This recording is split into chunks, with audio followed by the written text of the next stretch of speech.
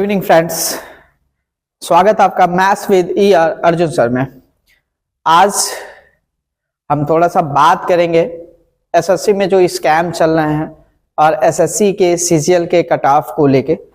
और बहुत सारा इस समय ट्रेंडिंग में चल रहा है, ट्रेंडिंग आपका न्यूज़ चल रहा है कि एसएससी में क्या स्कैम्स हुए हैं, क्या चीजें हुआ है। तो देखो यार, सब लोग पढ़े लिखे हो, थोड़ा सा इस चीज पे चर्चा का विषय बना हुआ है कि आखिर ऐसा क्यों हो रहा है, आखिर ऐसा क्यों हो रहा है, क्यों इतना ज्यादा कट ऑफ जा रहा है, क्या चीजें हैं। तो सबसे पहले हम जानते हैं, आइए। बहुत सारे हमारे टीचर्स यूट्यूब पे आके बोल भी रहे हैं, बहुत सारे टीचर्स का हम समर्थन भी करते हैं, बहुत लोगों का अपोज भी करते हैं कि जो लोग स्टूडेंट के समर्थन में नहीं आ रहे हैं, स्टूडेंट के समर्थन में नहीं आ रहे हैं, बोल रहे हैं कि क्या 153 नॉर्मली है कट ऑफ, यानी कि 154 नंबर नॉर्मल कट ऑफ चला जा रहा है। और लोग ये सोच रहे हैं कि लोग तो ये बता रहे हैं कि कुछ लोग ये बता रहे हैं कि हमारे पढ़ाने का टेक्निक इतना जबरदस्त है, हम इतने सवालों का प्रैक्टिस करा देते हैं। हम उन्हीं टीचरों से थोड़ा बहुत उनको ये बताना चाह रहे हैं कि आप 250 क्वेश्चन का प्रैक्टिस करवाइए, आप 500,000 क्वेश्चन का प्रैक्टिस करवाइए। क्या आप 2 लाख 4 लाख लड़कों का 153 नंबर लाने में आप सक्षम हैं? हम भी पढ़ाते हैं, हम भी टीचर्स हैं, हम भी पढ़ाते हैं, सारा चीजें हम भी मैथ पढ़ाते हैं। सारे लोगों का इतना कॉन्सेप्ट तो नहीं क्लियर हो जाता इतना, और हम लोग को ऑफलाइन में इतना कॉन्सेप्ट नहीं क्लियर कर पाते हैं जितना आप लोग ऑनलाइन में एकदम तुर्रम लगाए हुए हैं कि हमारे पढ़ाने का टेक्निक इतना जबरदस्त है कि लड़के आराम से 153 नंबर ला देंगे। भाई साहब, अगर सब कुछ इतना बढ़िया है, स्कैम इतना अच्छा चीजें चल रहा है, थोड़ा सा उस दर्द को, उस व्यथा को, उस लड़के के व्यथा को समझिए। जो लड़का दिन भर मेहनत कर करके, दिन रात मेहनत करके 140 नंबर ला रहा है, 150 नंबर ला रहा है, और वो लड़का 1 नंबर से आधा नंबर से चूक जा रहा है, प्री नहीं निकल रहा जी। मान लीजिए ठीक है, हमारे पास 4 अटेम्प्ट है, किसी लड़के के पास 1 ही अटेम्प्ट है, वो क्या करेगा? वो क्या करेगा बेचारा? लड़के, हम तो ये कहते हैं ना कि जितना लड़के एसएससी में जितना स्कैम्स को लेके झेल रहे हैं, जितना मर रहे हैं, जितना ज्यादा मेहनत कर रहे हैं एसएससी में, उतना मेहनत तो करो यार, आईएएस बन जाओगे। एक छोटे से नौकरी के लिए इतना मेहनत, उसके बाद स्कैम, उसके बाद लाठी खाओ, उसके बाद सारा चीजें खाओ। मुझे वो दिन याद है कि मैं भी दिल्ली में था, जब आपको यही हमारे देश की सरकार है, सारे एसएससी के लड़के और हम सारे टीचरों से अनुरोध करेंगे, हम सारे टीचर्स को कहेंगे कि आप भी वो दिन याद करिए कि जब वही आपको पीएमओ ऑफिस के सामने सब लोग धरना दे रहे थे और लाठी चार्ज हुआ था। वो दिन आप लोगों को भूल गया। आज एसएससी में स्कैम्स, एसएससी में इतना ज्यादा है, आपको नॉर्मलाइजेशन, कोई नॉर्मलाइजेशन के विरुद्ध नहीं बोल रहा है, नॉर्मलाइजेशन हो रहा है। हमारे देश का दुर्भाग्य है कि नॉर्मलाइजेशन के खिलाफ जो बोलता है उसको जेल में डाल दिया जाता है, उसको जेल में ले जाया जाता है। हम खुल के नाम लेना चाहेंगे कि बीपीएससी में अभी नॉर्मलाइजेशन के खिलाफ हमारे खान सर आवाज उठाए, उनको क्या से क्या झेलना पड़ा, कोई सपोर्ट में नहीं आता है। जितने भी हमारे विपक्ष के नेता होते हैं, विपक्ष के नेता चाहे आपके पक्ष के नेता होते हैं, लोग वोट मांगने आ जाते हैं, लेकिन जब हमारे स्टूडेंट्स को कहते हैं कि हमारे यंग जनरेशन है, हमारे पिलर्स हैं, इंडिया के पिलर्स हैं जी, राष्ट्र के पिलर्स, एक चीज कहते हैं, वोट मांगने के लिए क्या से क्या सपने संजो के हमें दिखाते हैं। और जिस दिन वही जितने पुलिस वाले होते हैं, जितने हमारे सैनिक होते हैं, लाठी चार्ज करते हैं, कोई विपक्ष वाला नेता खड़ा नहीं होता है कि बेटा हम तुम्हारे लिए लाठियां खाएंगे, हम तुम्हारे आंदोलन में खड़े होंगे। सब लोग जाके बस केवल अपने घर से, अपने रूम से बोलते हैं, समर्थन करते हैं। सब लोगों से बस एक ही गुजारिश है कि अगर आप लोग वास्तव में इस एसएससी का, बीपीएससी का, इन सब का नॉर्मलाइजेशन, अगर नॉर्मलाइजेशन के खिलाफ है, नॉर्मलाइजेशन हो क्यों रहा है, क्यों नॉर्मलाइजेशन हो रहा है? आज तक कभी भी एसएससी खड़ा होके कही कि हम नॉर्मलाइजेशन किस बेसिस पे करते हैं? क्या कोई भी सेक्टर में अगर नॉर्मलाइजेशन हो रहा है तो क्या नॉर्मलाइजेशन के कुछ रूल रेगुलेशन बताया गया? आज तक बस जितने यूट्यूबर्स हैं, जितने टीचर्स हैं, जितने हम लोग हैं, सब लोग गेस बस लगाते हैं कि ये फला जो पेपर है इतना टफ है, इतना नंबर नॉर्मलाइजेशन में अधिक हो जाएगा, इतना नॉर्मलाइजेशन में बढ़ जाएगा। क्या ये कोई तर्क होता है? नॉर्मलाइजेशन के कुछ रूल होते हैं, कुछ तरीके होते हैं। क्या वो तरीका आज तक कभी डिस्कस किया गया? नहीं। इससे तो बहुत अच्छा एंट्री करवाया जा सकता है भाई। अगर मैं कहता हूं कि 10 ही सीट अगर बिकती है, 50 ही सीट बिकती है, कुछ हमारे टीचर्स कह रहे हैं अरे 100 लोग चले जाते हैं, तो क्या सब लोग चले जाते हैं? भाई साहब बिक क्यों रहा है? अगर 100 ही सीट बिक रहा है तो हम डेमोक्रेसी देश में रहते हैं, हम डेमोक्रेटिक हैं। बिक ही क्यों रहा? क्यों 100 सीट जा रहा? क्या 100 सीट किसी और दूसरे के हक में नहीं है? हम पैसा देके सीट खरीद रहे हैं।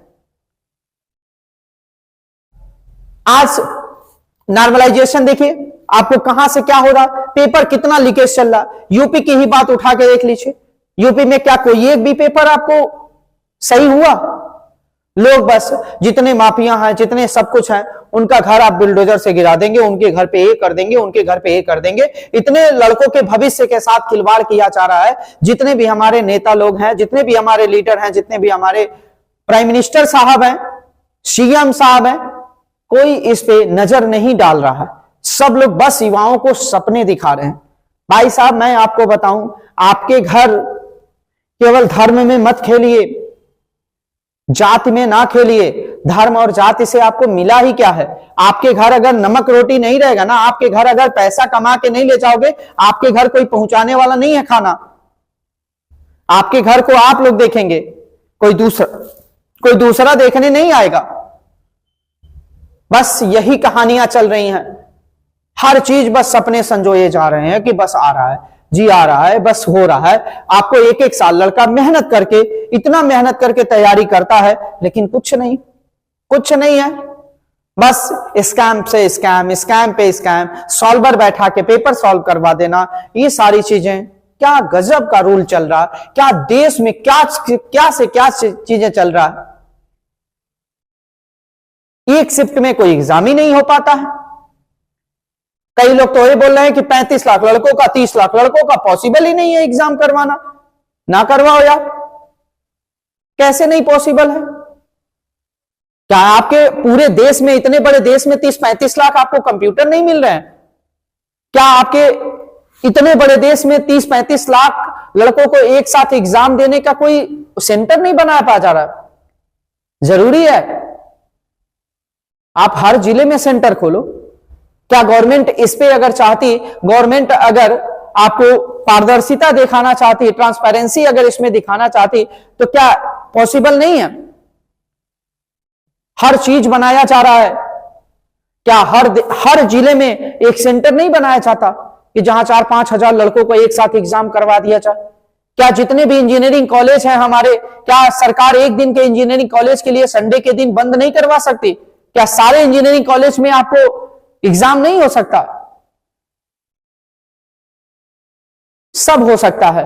अगर सरकार, एक कहावत होती है, इतनी मूवियां देखते हो आप लोग, हम लोग भी देखते हैं यार, अगर कुछ भी अगर चाह दे, सरकार चाह दे, तो कुछ भी जू नहीं करेगा जी, कुछ भी जू नहीं करेगा।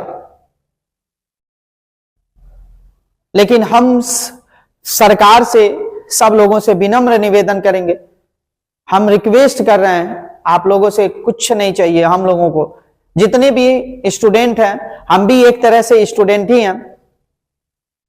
सारी चीजें हम लोग, जितने भी लड़के रहते हैं, मेंस देते हैं। बहुत सारे लड़के हमसे जुड़े हुए हैं, बहुत सारे लड़कों को मैं जानता हूं जो मेंस दे रहे हैं, इस बार प्री नहीं निकल रहा। वो जानते हैं ना कि कितना मेहनत से प्री निकालना होता है, कितना मेहनत लगता है, कितने मेहनत से पढ़ाई किया जाता है। मतलब 7वें आसमान पे पहुंच रहा है। टेक्निकली लोग बहुत अच्छे पढ़ा रहे हैं, बहुत अच्छे वो चीजें कर रहे हैं, गजब का है यार। सारे लोग जितने अच्छे पढ़ा रहे हैं ना, जो लोग एक फाइल से देख रहे हैं, कह रहे हैं कि 154 नंबर 155 नंबर लाना आसान है, मैं उनसे गुजारिश करूंगा कि आप ही बैठ जाया करो, एसएससी के एग्जाम में आप भी बैठ के देख लिया करिए कि कितना आप ला दे रहे हैं। भैया कहना बड़ा आसान है, जो करता है ना, जो लड़का उतना नंबर लाता है और जो पढ़ के लाता है, वो जानता है कि कितना नंबर है, कैसे लाता है, कितना मेहनत है। कितना कोई पढ़ेगा भाई? कितना कोई पढ़ेगा बताइए? सब लोग पढ़ते हैं, आप भी पढ़ते हैं। Forgetting is a human habit, भूलना सबकी आदत है। क्या भूलेंगे नहीं? हर चीज रह जाएगा आपके पास। हमको क्या पढ़ाना? हमको यूट्यूब पे पढ़ाना, आपको यूट्यूब पे पढ़ाना। हमको तो कुछ भूलेगा तो हम देख के पढ़ा देंगे। लेकिन लड़का जब एग्जामिनेशन सेंटर में बैठता है ना, तो अगर कोई चीज भूलता है तो उसे देखने वाला, उसे समझाने वाला, और वहां पे कुछ उसको देख के नहीं सॉल्व करना है। हमारी तो वीडियो में अगर कोई दिक्कतें आ जाएंगी तो हम तो देख के बताएंगे, हम तो रोक देंगे, एडिट कर देंगे। लेकिन हर जगह नहीं। देखिए, जो चीजें गलत है वो गलत है, सबको इसका सपोर्ट करना चाहिए। हम बहुत सारे सर लोगों का शुक्रगुजार हूं कि एसएससी स्कैम के सबसे अच्छे, अगर अभिनय सर आपको एसएससी पे आके कम से कम लड़कों के हित के बारे में बात कर रहे हैं। हम सारे टीचरों से यही दरख्वास्त करेंगे कि सब लोग एकजुट होकर कम से कम लड़कों के भविष्य के बारे में सोचिए। आप लोग भी उस लड़के के ही दम पे हैं। आप जरा सोचिए, अगर एक भी लड़का आपके पास नहीं पढ़ेगा तो आपकी क्या है, कहां से क्या आप करेंगे बताइए? जो लड़का आपके पास पढ़ रहा है, सपने संजो रहा है कि हम पढ़ेंगे, हम ले आएंगे, और उन लड़कों के ऐसे आप आराम से बयान दे देते हैं। क्या अन्य टीचरों को सबको नहीं लग रहा है कि आपको सब लोग नहीं पढ़ा रहे हैं, सब लोग अच्छे नहीं पढ़ा रहे हैं? क्या आप ही सबसे अच्छा पढ़ा रहे हैं? आप ही के स्टूडेंट हमेशा टॉप मारेंगे? वो तो सबको पता है कि कौन टॉप मारता है, क्या चीजें हैं, टॉपरों की क्या कहानी है, टॉपरों की कितनी पढ़ाई होती है और कहां से टॉपर बनते हैं, उस सबको कहानी है, वो सब तो जग जाहिर है। हम नॉर्मलाइजेशन, देखिए पहले एसएससी कम से कम जितने भी लड़कों का कम से कम जो नंबर आपको 4 साल 5 साल का नंबर कम से कम दिखाए। अब एक कौन सा ग्रोथ होता है भाई? अगर मैं पिछला एसएससी में मान लीजिए कि मैं 60-70 नंबर ला रहा हूं, इस एसएससी में 190 नंबर ला रहा हूं, कौन सा ग्रोथ है? तुम अगर बहुत अच्छा थे पढ़ने में तो पिछली बार ही क्यों नहीं सेलेक्ट हुए? पिछली बार ही क्यों नहीं बहुत बढ़िया नंबर लेके आए? इस बार कौन सा घुट्टी पी लिए हो? इस बार कौन सा तुम्हें चंपरास खिलाया गया है कि भाई तुम्हारा एकदम ब्रेन सही से काम कर रहा है, जो चीज तुम पढ़ रहे हो स्वामी विवेकानंद जैसा एकदम फिट होता जा रहा है, और पिछली बार नहीं फिट हो रहा था? कौन न्यूरो सर्जन है जो तुम्हारे न्यूरॉन्स को एकदम बढ़िया कर दिया है, याददाश्त इतना बढ़िया बना दिया है कि सब कुछ याद होता जा रहा है? कम से कम पारदर्शिता के हिसाब से अगर करवाना है ना, तो सब कुछ दिखाया जाना चाहिए, सब लोग भी देख लें। हाँ, जो टॉपर्स के नंबर आ रहे हैं, जो टॉपर्स बन रहे हैं, जो आपके अच्छे स्कोर ला रहे हैं, उनके कम से कम 2-4 साल के हम नंबर भी तो देख लें। हमको भी तो एक अच्छा लगे ना, हम भी तो उनको आइडियल मान के कम से कम हम अपनी स्टडी चालू करें कि भाई एक लड़का है बहुत अच्छा नंबर लेके आया, बहुत अच्छा ग्रो किया है जी, पहले 50 नंबर लाया, फिर 60 नंबर लाया, तीसरे साल 70 नंबर लाया, और चौथे साल 190 नंबर लाया। इतना जबरदस्त नंबर, कम से कम हम उसको भी देख के हम अपने अंदर में आग लगाए ना। एक बीपीएससी में उठा के देख लीजिए, यूपी में उठा के देख लीजिए, राजस्थान में उठा के देख लीजिए, एमपी में उठा के देख लीजिए, हर जगह पेपर लीक, हर जगह पेपर लीक। क्या चल रहा है हमारे देश में? क्या चल रहा है यार? पहले मर मर के पढ़ाई करो, फिर नौकरी के लिए लड़ो, वहां स्कैम हो उसके लिए ट्रेंड बनाओ, फिर तुम जाओ आंदोलन करो, फिर आंदोलन में तुम लाठी खाओ। हम सारे अपने कम से कम पुलिस वाले भाइयों से, जितने भी हमसे बुजुर्ग हैं, जितने भी हमसे लोग बड़े हैं, जितने भी हमारे सैनिक हैं, कम से कम आप लोग रहम करिए।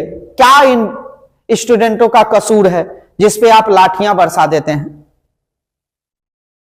याद करिए, आपका भी तो लड़का होगा, आपका भी लड़का इसी दौर से अगर गुजर रहा होगा, आपका भी लड़का अगर मेहनत कर रहा होगा और इस चीज का शिकार हो रहा होगा, तो क्या आपका हाथ नहीं कांपेगा आपके लड़कों पे, अपने लड़कों पे लाठी उठाते हुए?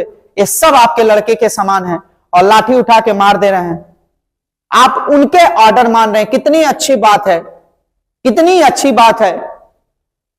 कि जानबूझ के जान रहे हैं गलत होगा, लेकिन लोग कहते हैं हम अनजान हैं, लाठी उठा के मार दे रहे हैं लड़कों को। क्या क्या वो गुनाह कर रहे हैं? कुछ नहीं गुनाह किया, कुछ नहीं है।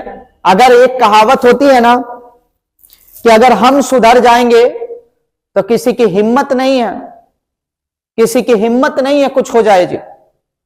बस अपने तो सुधरिए, हम तो सुधरें, देश तो सुधरे, देश सुधर जाएगा जी। डेमोक्रेसी का मतलब ही नहीं समझ में आ रहा लोगों को, लोगों को पता ही नहीं चल रहा कि लोकतंत्र में कितना दम होता है। लेकिन लोकतंत्र में दम कहां से आएगा? लोकतंत्र को तो कई कई चीजों में बांट दिया गया है, लड़ाया जा रहा हमको। हम यादव हैं, हम वो हैं, पंडित हैं, हम ठाकुर हैं, तुम एज फला जात के हो, तुम फला जात के हो, सब आपस में कट्टर बना के लड़ा दो बस। लेकिन हम कहते हैं सारे लोगों का हाथ काट के दिखाओ तो जरा, किसी के पीला खून नहीं गिरेगा, सबका लाल ही गिरेगा। और कोई किसी की औकात नहीं होती है भैया, सब पैसे की औकात है। अगर आप किसी भी कास्ट के रहेंगे, आपके पास पैसा है तो सब लोग आपको पूछेंगे। और एक चीज है, सारे युवाओं से मैं ये कही विनम्र विनती करूंगा कि भाई साहब ये सारी चीजें छोड़ दो। आपके घर कोई खाना पहुंचाने वाला नहीं है, आप कमाओगे, आपके जेब में पैसा रहेगा तो सब कोई पूछने वाला है। लेकिन आपके पास अगर पैसा नहीं रहेगा ना तो कोई पूछने वाला नहीं।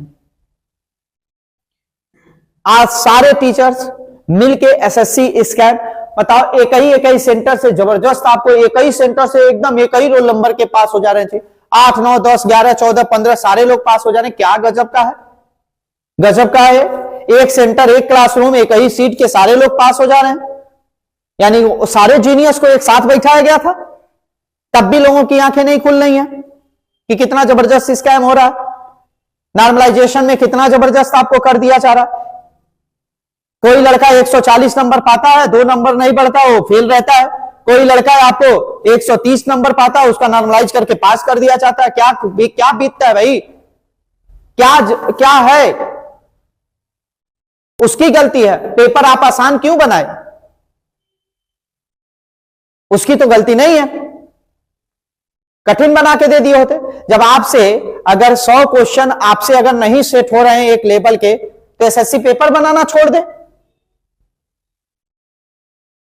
किसी को आसान बना के दे रही है, किसी को कठिन बना के दे रही है, फिर कह रही है कि नहीं तुम्हारा आसान था, तुम्हारा 10 नंबर कम होगा, किसी का कठिन है उसका 20 नंबर बढ़ेगा। ये कौन सा खेल चल रहा है? हम मर के अगर आसान पेपर में भी 160 नंबर ले आते हैं, नॉर्मलाइज होकर हम 140 हो जाते हैं, फेल हो जाते हैं।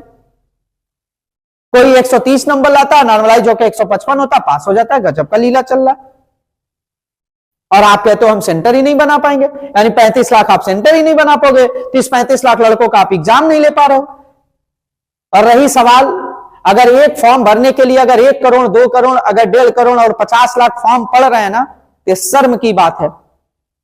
आज इंजीनियरिंग के लड़के अगर एसएससी का एग्जाम दे रहे हैं तो शर्म की बात है सरकार की। आज यूपी टेट, सी टेट, आपको जितने भी शिक्षक भर्तियां हैं, शिक्षक भर्ती 5-5 साल से शिक्षक भर्ती नहीं आ रही है, ये शर्म की बात है। हम तो सीधा सीधा कहते हैं, हम सबसे एक ही बात कहते हैं कि भाई साहब अगर आप नौकरी नहीं देते हो तो कोर्स ही बंद करो। क्यों कोर्स चला रहे हैं आप अगर बीएड वालों को नौकरी नहीं देना है तो बीएड का कोर्स ही बंद कर दीजिए। ना लड़का करेगा ना सपने संजोएगा। बीटीसी, अगर आपको बीटीसी करने वाले को नौकरी नहीं देना, डीएलएड वाले को नौकरी नहीं देना है तो डीएलएड का कोर्स ही बंद कर दो। एक हाहाकार मचा, यूपी SSSC पीटी के थ्रू नौकरी आएगी। 2024 बीत गया, यूपी SSSC पीटी का फॉर्म नहीं आया। क्या चल रहा है देश में, क्या चल रहा है सब जगह। लेकिन सब लोग की आंखें बंद हैं, सब लोगों के कान एकदम बंद हैं। कुछ नहीं हम सुनेंगे, हम कुछ नहीं देखेंगे। भाई साहब, सरकारी नौकरी एक मिडिल क्लास फैमिली का सपना होता है। वो नहीं चाहता है मैं अंबानी बनूं, वो नहीं चाहता मैं अडानी बनूं। उसको अंबानी और अडानी बनने के सपने नहीं है, उसका सुख से 2 रोटी खाने का वो सपने देख रहा। वो सुख से रहने का सपना देख रहा है। हमें अडानी और अंबानी बनने का वो चाह नहीं दे रखा है। सरकार से विनम्र विनती है कि हमें अंबानी और अडानी बनाने का सपना ना दिखाए। आज दक्षिणांचल पूर्वांचल सारे चीजें आपको विद्युत में अगर देखा जाए सब प्राइवेटाइजेशन होता जा रहा है। कोई है बोलने वाला? कोई नहीं है। होने दीजिए प्राइवेट। आपको प्राइवेट और गवर्नमेंट में अंतर नहीं आ रहा ना। हॉस्पिटल आप देख लीजिए, स्कूल आप देख लीजिए। क्यों आप एमबीबीएस प्राइवेट से नहीं कर ले रहे हैं? क्यों आप एमबीबीएस, आप नीट के इतने बड़े घोटाले हो गए, 67 लड़के 720 में 720 नंबर ला देते हैं। कैसे ला देते हैं भाई? कितने जीनियस हैं, समझ में ही नहीं आ रहा। आप कहते हो लड़का पढ़ना शुरू कर दिया। अरे क्या पहले घास छीलते थे? सब पहले भी पढ़ते थे, पहले भी पढ़ते थे। आज कहते हो आज टैलेंट हो गया। अरे क्या टैलेंट हो गए भाई? क्या टैलेंट हो गए? क्या इसी 2 साल में रिवॉल्यूशन आया? क्या इंटरनेट का जन्म इसी 2 साल में हुआ? पहले नहीं हुआ करता था? क्या पहले नहीं था इंटरनेट? क्या पहले लोग नहीं पढ़ाते थे? क्या पहले मास्टर बदल गए? क्या पहले के लोग नहीं जानते थे कि आप आए हैं गुरु बन के? आप लोग गुरु बन के आए कि नहीं? पहले तो कुछ होता ही नहीं था, अब हम करने आए हैं। एकदम एकदम हम टोप दाग देंगे। अब ऐसा हम पढ़ाएंगे कि 200 में 200 लड़का लाएगा, 720 में 720 लेके आएगा। भाई गजब है। ये सारा चीजें चल रहा है। आप खुद एक टीचर हैं, हम एक खुद टीचर हैं, हम एक खुद स्टूडेंट हैं। आप खुद इस चीज पे मुकाम पे बैठ के देख लीजिए। क्या 200 में 200 इतना आसान है लाना? क्या 200 में आप भी कभी अगर एसएससी का एग्जाम आप लोग दिए होंगे, क्या 200 में 200 लाना इतना आसान है? बताइए। नहीं ना। लेकिन फिर भी आ रहे हैं। कैसे आ जा रहे हैं? सवाल है कि नहीं है? लेकिन आप खड़े नहीं होंगे, हम खड़े नहीं हो पाएंगे, क्योंकि हम यूनिटी नहीं है ना। हम सेकुलरिज्म की बात करते हैं, हम इंटीग्रिटी की बात करते हैं, डिग्निटी की बात करते हैं, लेकिन कुछ नहीं हमारे अंदर। हम कुछ नहीं कर पाए। ऐसे ही चलता रहेगा, ऐसे ही चलता रहेगा। हम एक दिन विश्व गुरु बन जाएंगे, हम एक दिन विश्व गुरु बन जाएंगे। आप एकदम बैठे रहिएगा, सब लोग बैठे रहिएगा। कोई आएगा, एक व्यक्ति आपको खाना मुंह में डाल के जाएगा, आप एकदम खा के आराम से लेट जाइएगा। आएगा वो दिन, याद करिए, वो भी दिन आएगा। और हम उसी के इंतजार में बैठे हैं, हम उसी के इंतजार में बैठे हैं। इससे पहले कहां दुनिया चलती थी? इससे पहले सब अभी चल रहा है, सब अभी से ही स्टार्ट हुआ है, सब अभी से चल रहा है। इससे पहले ना लोग नौकरी पाते थे, इससे पहले ना इंडियन रेलवे चलती थी, इससे पहले ना बिजली विभाग चलता था, इससे पहले ना सड़कें बनती थी, इससे पहले कुछ होता ही नहीं था। इससे पहले एरोप्लेन जो थी ना, वो पानी में उड़ रही थी, हवा में कहां उड़ रही थी। सब क्रांति आने वाली है, आ रही है क्रांति, और सब लोग देख रहे हैं कितनी अच्छी क्रांतियां आ रही हैं। अभी जाग जाइए। आपके घर अगर कमाने वाला नहीं होगा ना, तो आप ही जान जाएंगे। आपके घर अगर 10,000, 20,000, 25,000 जो आ रहा है, अगर नहीं आएगा ना जिस दिन से, उस दिन आप भी जान जाएंगे कि क्या हो रहा है, क्या हो रहा है, किस पे प्रभाव पड़ रहा है। रेलवे दिन पे दिन बिकती जा रही है, स्टेशन दिन पे दिन बिकते जा रहे हैं, सारे चीज दिन पे दिन आपको प्राइवेट होते जा रहे हैं, सारे चीज प्राइवेट होते जा रहे हैं। लेकिन अभी भी हम लोगों की आंखें खुल नहीं रही हैं। इतना महंगाई बढ़ रहा है। कितने लोग तो इस भ्रम में जी रहे हैं कि विकास हो रहा है, महंगाई बढ़ रही है। भ्रम तोड़ लीजिए, भ्रम तोड़ दीजिए। ये मत सोचिए। कई लड़के थे, कई लोग हमसे मिले कह रहे हैं कि अरे महंगाई बढ़ी तो सैलरी नहीं बढ़ी। ठीक है भाई, आप भी पता है, आपका दिल तो अंदर से गवाही दे ही रहा होगा। हम लोगों का दिल अंदर से गवाही दे रहा है भाई। हंसी भी आ रही है हमको ऐसी बातों कहने पे। हम भी रोते हैं, आप भी रोते हैं, बस फर्क इतना है, दोनों का दर्द छुप के रहता है। हम भी जानते हैं कि क्या हो रहा है इस देश में, कितनी दिक्कतें पैदा हो रही हैं, लेकिन लोग बोलने के लिए नहीं तत्पर, बोल नहीं पाएंगे। क्यों बोलेंगे?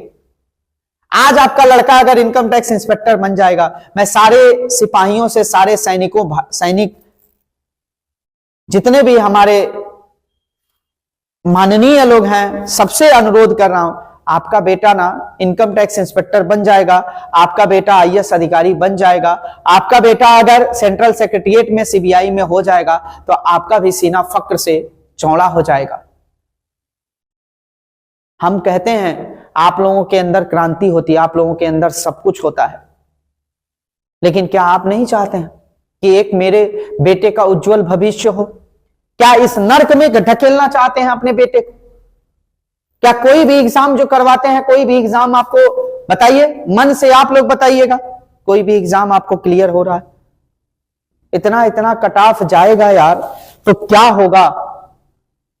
सारे लोग एकदम परेशान हैं।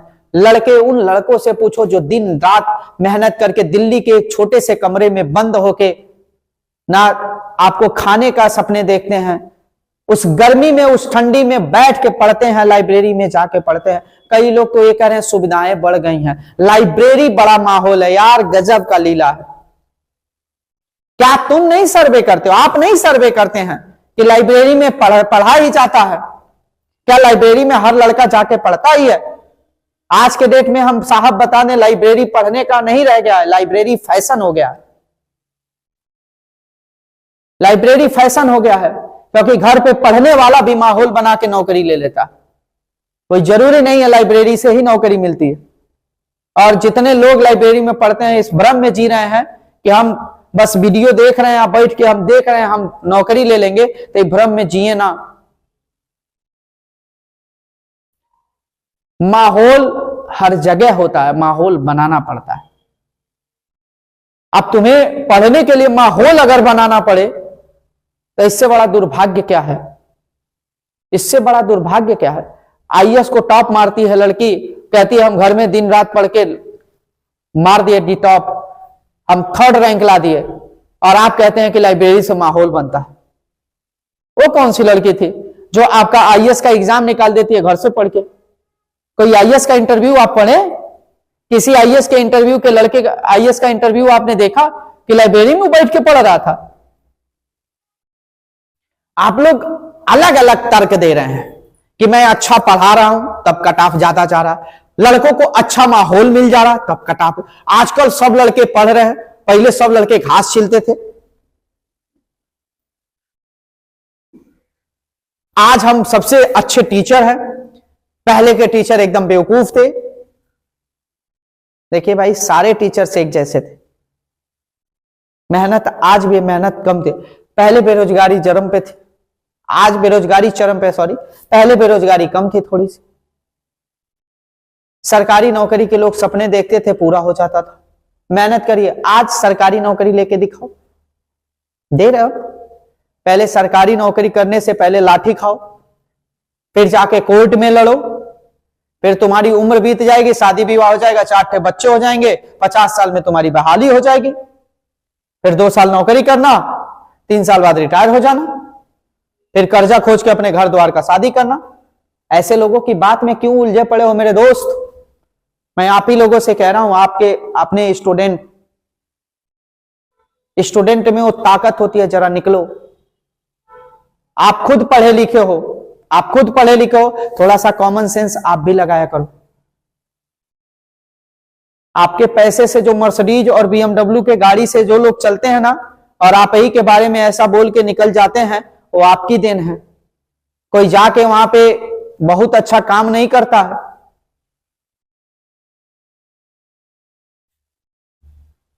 सोच लीजिए, ये सारी चीजें, ये दुर्भाग्य है हमारे देश का, ये हमारे देश का दुर्भाग्य है, जिसको युवा शक्ति कहते हैं, और जो युवाओं को एक अलग से मोड़ में लाना चाहिए, अलग सा काम करवाना चाहिए, क्योंकि मैन पावर दुनिया का सबसे बड़ा पावर होता है।